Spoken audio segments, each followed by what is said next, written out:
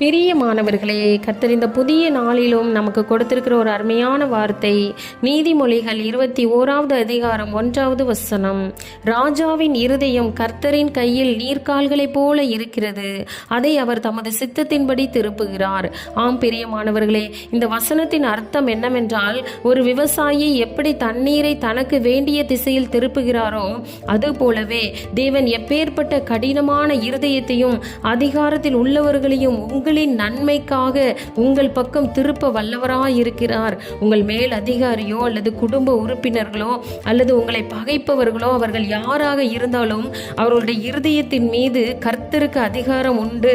பிரியமானவர்களே, நம்முடைய வாழ்க்கையில் சில நேரங்களில் சில மனிதர்களுடைய சுபாவம் மாறாதா, இந்த கடினமான சூழ்நிலை மாறாதா என்று நாம் கலங்கி கொண்டு இருக்கலாம்.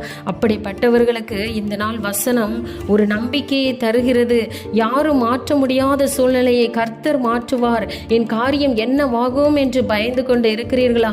உங்கள் கவலைகளை கர்த்தர் பாதத்தில் வையுங்கள். உங்களை ஆசீர்வதிக்கும்படி மற்றவர்களின் எண்ணங்களை மாற்ற கர்த்தர் போதுமானவராய் இருக்கிறார். ஆகவே மனிதர்களை பார்த்து கலங்காதீங்க, கர்த்தரையே நோக்கி பாருங்க. இந்த நாளின் வார்த்தை உங்கள் இருதயத்தில் ஒரு பெரிய சமாதானத்தை கொண்டு வந்திருக்கும் என்று கர்த்தருக்குள் விசுவாசிக்கிறேன். கர்த்தர் உங்கள் பக்கத்தில் இருக்கிறார். அவர் உங்களை ஆசீர்வதிப்பாராக. ஆமேன்.